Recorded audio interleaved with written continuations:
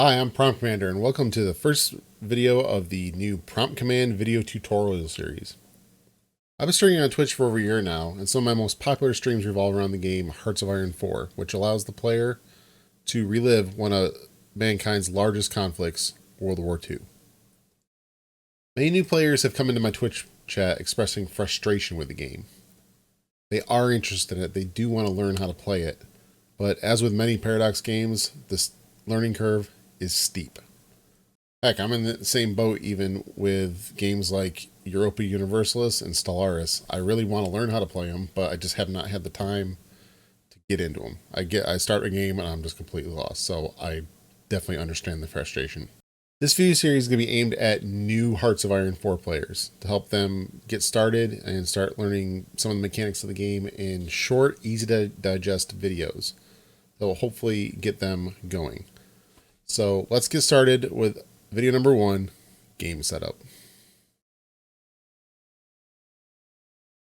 Okay, one of the first things you're going to see when you start the game is the Paradox launcher for Hearts of Iron 4. There are a few options here in the launcher. You can set your language. There's news for the game here, where they will show you, change logs, the newest DLC, and they put their own advertisements in here. You can scroll down here and activate and deactivate DLCs, any mods you might have installed. This one here is the only one I have. It's a interface mod. It doesn't change anything about the gameplay, so nothing will be changing here. You could set your monitor, full screen, borderless full screen windowed, your resolution, your game language, and that's it. So what you want to do is you want to go ahead and hit play,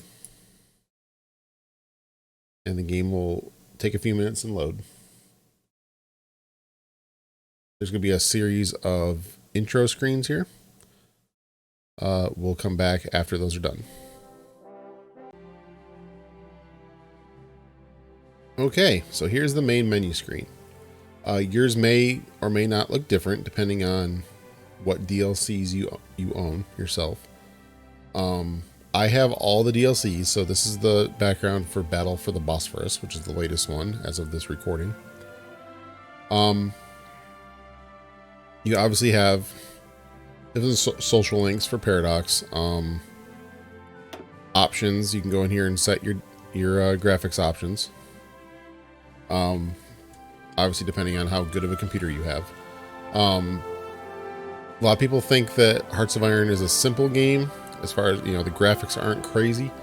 However, especially when you get into the late game, there's lots of units. Your computer does need a lot of processing power to run it without any sort of lag. So you have audio settings. I'm just going to turn the music volume down a little bit for the video. And a couple different things for scroll speed. Bunch of multiplayer options here. We're not going to worry about that right now. Autosave interval. And you can choose where you want your autosaves to go to the cloud. You can use NATO unit symbols. I do not prefer those myself, but some people like them. Pause on notifications, external web browser, and offline wikis of all. So those are some things you can set. Now, most people will do single player. We'll hit new game. Paradox tutorial will start you with Italy. I don't think their tutorial is very good, hence why I'm making this video. All right, so you have an option here for which scenario you'd like to select. You can start in the 1st of January 1936 or the 14th of August 1939. They'll give you a brief little blurb here about what's going on in the world at the time. Same here.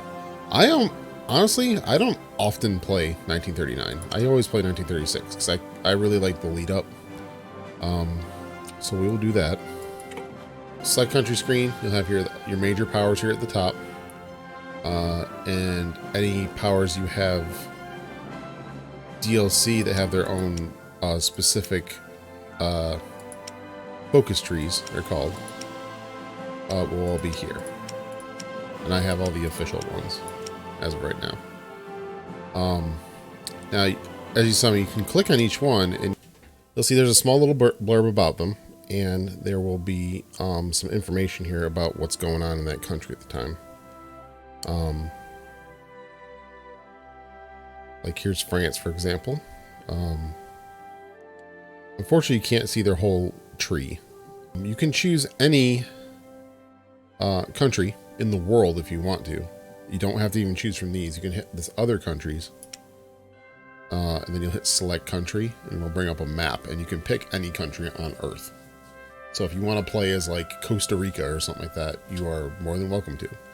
Probably won't be a very fun game, but you can do that. I recommend most brand new players go with Germany. It's probably the easiest one to get started with and build up quickly. The game's really kind of focused around Germany. You can really get into some action quickly.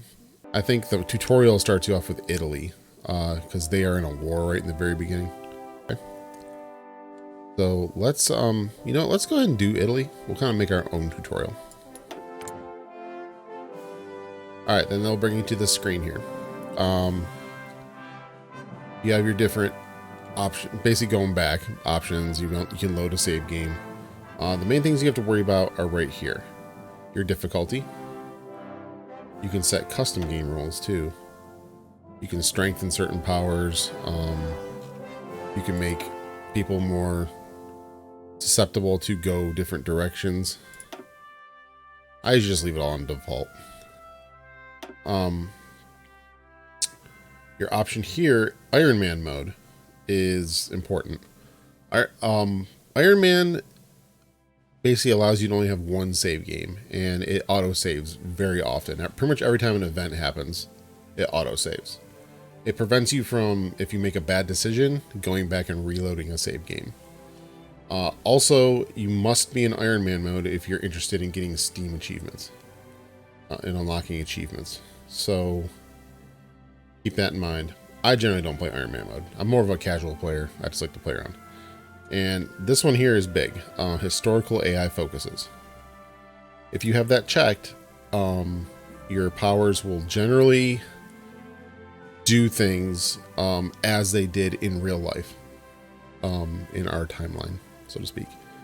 Like Germany will do its events like it did. France will do things like it did. United States, so on. So, however, if you have that off, which is the way I like to play. I like to play with it off just to have different scenarios happen in the world. You know, France can go fascist, or United Kingdom can reinstall the king. There's a lot of different ways things can go with historical AI off. I've seen Japan go communist or democratic several times. So really that kind of opens up the AI to go off of their historical path. So, just for these tutorial game purposes, we're going to keep historical AI on, and then you just hit start. Initializing game, and here we go. And that will take us on to our next video.